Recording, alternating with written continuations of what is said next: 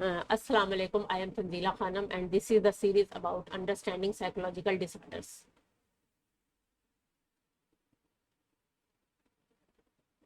ये सीरीज हमने अभी कुछ अर्सा पहले ही शुरू की है और इसमें हमने कुछ अभी बेसिक बातें जो हैं वो की हैं, और इस सिलसिले में आज का जो मेरा टॉपिक है, जो कि बहुत इम्पोर्टेंट टॉपिक है, वो है आज हम देखेंगे कि what is the difference between brain and mind. ये बात शुरू में एकदम आपको चौंका भी सकती है, आप सरप्राइज भी हो सकते हैं कि ब्रेन और माइंड जो है आम तौर पे इंटरचेंजेबली जो है दोनों टर्म्स यूज़ की जाती हैं,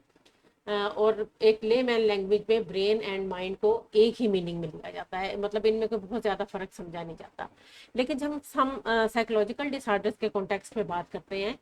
तो साइकोलॉजिकल डिसऑर्डर के अंदर इसको समझने के लिए ब्रेन और माइंड के डिफरेंस को समझना बहुत ज़रूरी है।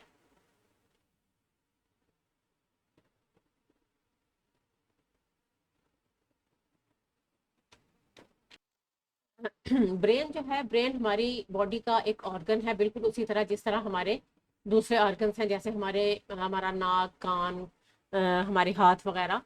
और ये डिफरेंट किस्म के सेल्स से मिलके बना है, जिसमें न्यूरॉन्स भी शामिल हैं और ग्लिया सेल्स भी शामिल हैं। ये हम ब्रेन का स्ट्रक्चर और फंक्शन जो है वो बहुत डिटेल में जो है एक साइकोलॉजी बेसिक के लेक्चर्स में पढ़ चुके हैं। आप वहाँ से इसको कंसल्ट कर सकते हैं। इसके अलावा ब्रेन के अंदर डिफरेंट पार्ट्स होते हैं, और ये पूरा जो ब्रेन है मिलके नर्वस सिस्टम के साथ वो हमारी पूरी जो बॉडीली फंक्शंस हैं उनको कंट्रोल कर रहा होता है। हमारे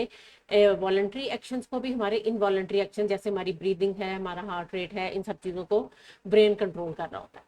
तो ये हमारा एक ऑर्गन है जिसको हम देख सकते हैं, जिसको हम टच कर सकते हैं, जिसके ऊपर हम डिफरेंट स्क्रीनिंग टेस्ट भी हैं जो है वो किए जा सकते हैं। ऑन द कॉन्ट्रेरी अगर हम माइंड की बात करें तो माइंड ब्रेन की तरह टेंजिबल नहीं है, क्योंकि ये ऑर्गन नहीं है। ये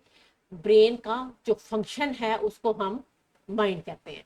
आप देख रहे हैं ये डायग्राम में भी आपको नजर आ रहा है कि जो ब्रेन का जो फंक्शन है उसको बेसिकली हम कहेंगे कि ये हमारा माइंड है। इसके अंदर कौन कौन से फंक्शंस आ जाते हैं? मिसाल के तौर पे मेमोरी, हम चीज़ों को याद रखते हैं, तो जाहिर है हमारे ब्रेन का कोई हिस्सा इसको कंट्रोल कर रहा है। फिर हमारी थिंकिंग, जो हमारी थॉट पैटर्न है, किस तरह से हम सोच रहे हैं, किस तरह से हम जो है वो डिफरेंट चीज़ों को फील कर रहे हैं, तो फीलिंग भी जो है वो हमारे ब्रेन के फंक्शन यानी माइंड के, हमारे मेंटल प्रोसेसेस में आ जाती है। आपको अगर याद हो साइकोलॉजी बेसिक्स में, जिसमें हमने शुरू में साइकोलॉजी के बारे में, उसकी बेस के बारे में बात की थी, तो उसमें हमने पढ़ा था कि psychology is the science of या study of mental processes and behaviour. तो ये सारे मेंटल प्रोसेसेस जो हैं ये ब्रेन का जो फंक्शन है, जिसको हम कलेक्टिवली जिसके लिए टर्म यूज करते हैं माइंड। उसके अलावा हमारा परसेप्शन है, ये भी हम पढ़ चुके हैं। परसेप्शन से मुराद है कि हम अपने सेंसरी एक्सपीरियंस को किस तरह से इंटरप्रेट करते हैं और अपने इन्वायरमेंट के बारे में इंफॉर्मेशन हासिल करते हैं। फिर हमारी रीजनिंग, ये भी सारी जो है हमारे माइंड का काम है, यानी हमारी ब्रेन की जो फंक्शनिंग है, जो हमारी मेंटल एक्टिविटीज़ है या हमारे जो मेंटल प्रोसेसेस हैं, उनको हम जो है वो इस तरह से डिफाइन करते हैं, और इस वजह से हम इसको ब्रेन से अलग करके जो है वो पढ़ना हमारे लिए और समझना हमारे लिए बहुत ज़्यादा ज़रूरी है। ब्रेन के अंदर कुछ हमारे न्यूरोकेमिकल्स रिलीज होते हैं जिनको हम न्यूरो कहते हैं, और इनकी जो फंक्शनिंग है वो साइकोलॉजिकल या मेंटल फंक्शनिंग के लिए इनका बैलेंस में फंक्शन करना बहुत ज़्यादा ज़रूरी है। अगर इनका कोई इम्बैलेंस हो जाता है न्यूरो का, या किसी वजह से जो है इनकी जो रेशो जो है वो कम या ज़्यादा हो जाता है, तो डिफरेंट किस्म के मेंटल इलनेस या साइकोलॉजिकल डिसऑर्डर जो है वो पैदा होने का सबब बनता है। और इसके अलावा ये है कि जो इसके अंदर न्यूरॉन्स होते हैं ब्रेन के अंदर, उन न्यूरॉन फायरिंग, वो डिफरेंट किस्म की जो उनकी फायरिंग होती है जिसको हम कहते हैं न्यूरॉन फायरिंग, ये हमारी जो एनवायरनमेंट के साथ हमारी जो स्टिमुलेशन है और उस स्टिमुलेशन के जो रिएक्शंस हैं, और जो ब्रेन के ज़रिए डिफरेंट कमांड्स जाते हैं हमारी बॉडी को, तो वो सारे इस वजह से जो है वो कंट्रोल हो रहे होते हैं। तो ये एक छोटा सा ओवरव्यू था, हमने देखा कि ब्रेन और माइंड में डिफरेंस क्या है। अब हम इसकी यहाँ पे साइकोलॉजिकल डिसऑर्डर के कॉन्टेक्स्ट में इसको पढ़ना इसलिए ज़रूरी है कि हम ये देख सकें और ये समझ सकें कि बहुत से साइकोलॉजिकल डिसऑर्डर्स ऐसे हैं कि जब हम उनकी कॉज की बात करते हैं, तो कुछ डिसऑर्डर्स ऐसे हैं जो कि हमारे ब्रेन में यानी हमारे ऑर्गन के अंदर डैमेज होने की वजह से पैदा हो रहे होते हैं। जैसे अगर हम कॉजेज की बात करें कि कॉजेज ऑफ मेंटल इलनेस या कॉजेज ऑफ साइकोलॉजिकल डिसऑर्डर, तो उसमें कुछ ऐसे डिसऑर्डर्स हैं, अगरचे माइंड और बॉडी जो है वो कोलैबोरेशन में काम करते हैं, हम इनको एक दूसरे से अलग नहीं कर सकते, लेकिन for the sake of study या for the sake of treatment and diagnosis हमें ये काम करना पड़ता है। अब कुछ ऐसे हैं जो कि ब्रेन के आर्गन में जो डैमेज है उसकी वजह से कुछ हमारे मेंटल इलनेसेस जो है वो पैदा हो रही है। मिसाल के तौर पे डिमेंशिया, जिसमें मेमोरी लॉस है, इसमें जाहिर है ब्रेन का वो वाला पार्ट डैमेज हो गया जो कि मेमोरीज बनाता है और मेमोरीज को रिटेन करता है। फिर उसके अलावा पार्किंसन एक डिजीज है, ये भी जो है न्यूरो डिजेनरेटिव डिसऑर्डर्स में आती है। इसमें भी आपके जो ब्रेन के सेल्स हैं उसमें जो है वो मसला होता है। तो जो इस तरह के ब्रेन डैमेज की वजह से प्रॉब्लम्स होते हैं उनको हम biological causes of psychological disorder या मेंटल इलनेस कहते हैं। कि ये जो है ये हमारे ब्रेन का जो ऑर्गन है, यानी हमारी जो बायोलॉजी है, हमारे जिस्म की जो फिजियोलॉजी है उसके अंदर चेंज आया है, तो इसकी वजह से एक मेंटल इलनेस जो है वो पैदा हुई है। और इसकी डिफरेंट रीजंस हो सकती हैं, जेनेटिक हो सकती है, जेनेटिक मेकअप के अंदर कोई मसला हो सकता है, उसके अलावा कोई ब्रेन इंजरी या कोई ऐसी चीज़ हेड इंजरी हो जाए जिसकी वजह से ब्रेन पे जाके, जिसको हम ट्रोमेटिक ब्रेन इंजरी कहते हैं, कि सर पे बहुत जोर की चोट लग गई है जिससे मेमोरी लॉस हो जाता है। हम अक्सर मीडिया पे भी ये चीजें देख रहे होते हैं ना कि सर पे चोट लगी है तो मेमोरी लॉस हो गया, या सर पे चोट लगी है पैरालिसिस हो गया। क्या होता है कि आपके ब्रेन का और स्पाइनल कॉर्ड का जब आपस में कनेक्शन खत्म हो जाता है तो पैरालिसिस हो जाता है, और वो ब्रेन इंजरी की वजह से, या अब वहाँ पे स्पाइनल कॉर्ड और ब्रेन का जो कनेक्शन है वहाँ पे इंजरी की वजह से होता है। फिर उसके बाद किसी भी वजह से ब्रेन में कोई भी डैमेज हो गया, कोई भी चीज़ जो है वो प्रॉब्लमेटिक हुई, तो ये क्या है, ये सारी बायोलॉजिकल काजेज हैं मेंटल इलनेस की। अब अगर हम साइकोलॉजिकल डिसऑर्डर्स में देखें तो स्किज़ोफ्रेनिया एक ऐसा डिसऑर्डर है जिसके बारे में कहा जाता है कि इसकी जो मेन काज है वो जेनेटिक है, यानी जो इसके हम कहेंगे कि जो बायोलॉजिकल इसके अंदर जो डैमेज है वो हमें देखने में मिलता है।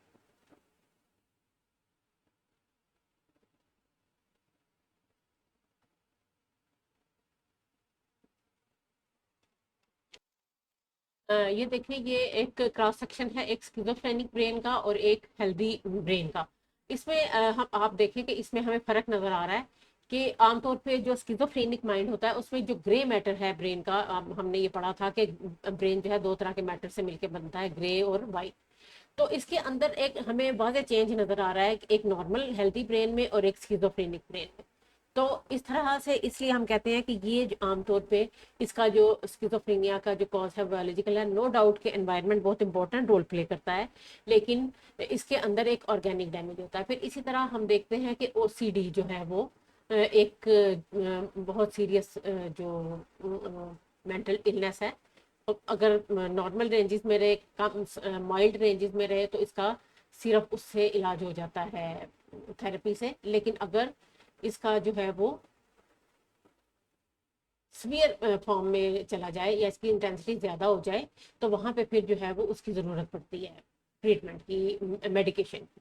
तो ओसीडी जो है इसमें भी जो है ब्रेन के अंदर जो है वो इसका जो मेन काज है बायोलॉजिकल होता है, इसके साथ साथ एनवायरनमेंट या फॉल्टी लर्निंग जो हम डिफरेंट आगे डिसऑर्डर्स में पढ़ेंगे। तो इस तरह से हम देखते हैं कि ब्रेन और माइंड का जो डिफरेंस है हमें ये बताता है कि किस तरह से जो है वो डिफरेंट डिसऑर्डर्स को हमने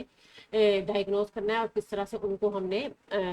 वो करना है, ट्रीट करना है। अब कुछ डिसऑर्डर्स ऐसे हैं, जैसे मिसाल के तौर पे एंग्जाइटी हो गया या डिप्रेशन हो गया, जो आमतौर पे हम टर्म सुनते हैं कि मुझे बहुत एंग्जाइटी हो रही है या मुझे बड़ा डिप्रेशन हो गया है। तो ये क्या चीज़ है, ये वो डिसऑर्डर्स हैं जो कि जिनकी जो रीज़न है ऑन द कॉन्ट्रेरी, के जैसे हमने ऊपर पढ़ा कि स्किज़ोफ्रेनिया और ओसीडी के बारे में पढ़ा, लेकिन यहाँ पे इसका जो मेन काज है वो मेंटल फंक्शनिंग के अंदर डिसऑर्डर है।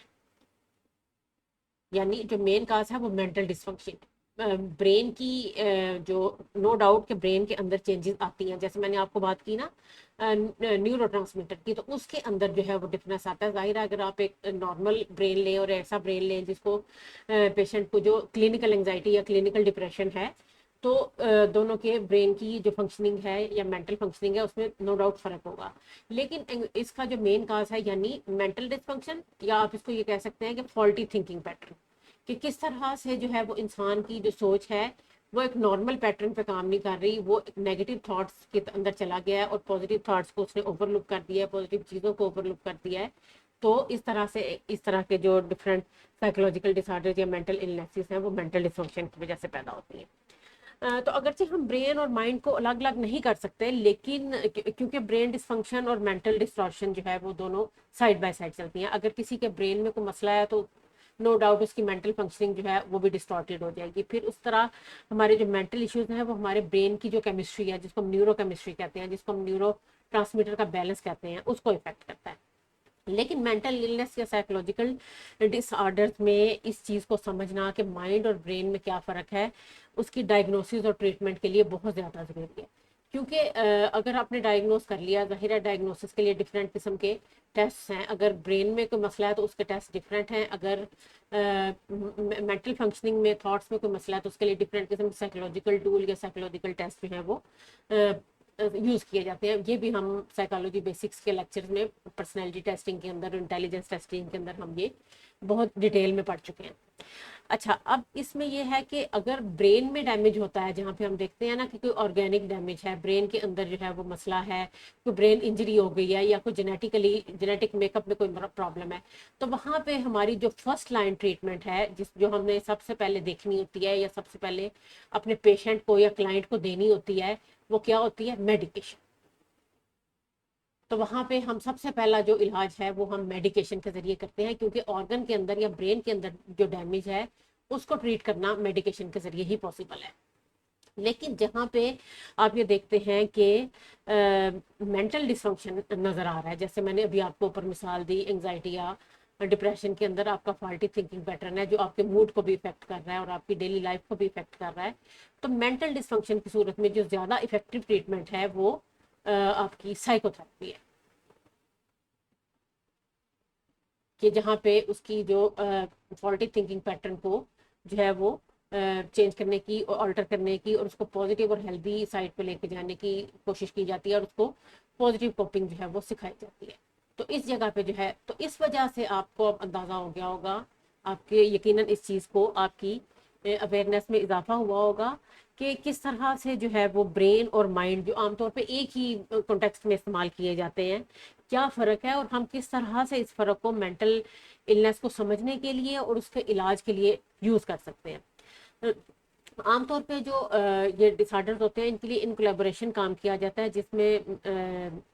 साइकेट्रिस्ट, क्लिनिकल साइकोलॉजिस्ट और न्यूरो साइकोलॉजिस्ट, यानी ये तीनों मिलके काम कर रहे होते हैं ताकि पता चले कि अगर ब्रेन में कोई मसला है या कोई जो है वो थिंकिंग पैटर्न में मसला है तो उसको मिलके हल किया जा सकता है।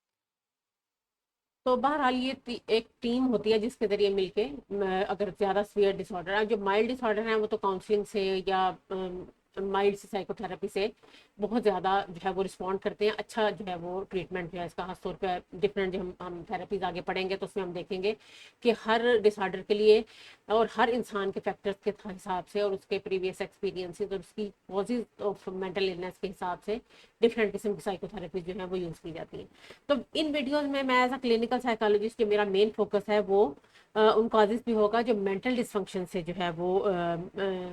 पैदा हो रहे हैं और किस तरह से उनको डिफरेंट किस्म की साइकोथेरेपी से मैनेज किया जा सकता है। तो होपफुली आपको ये पसंद आएगा, फ़ायदा देगा। If so please like and share my video and subscribe to my channel. Thanks for watching.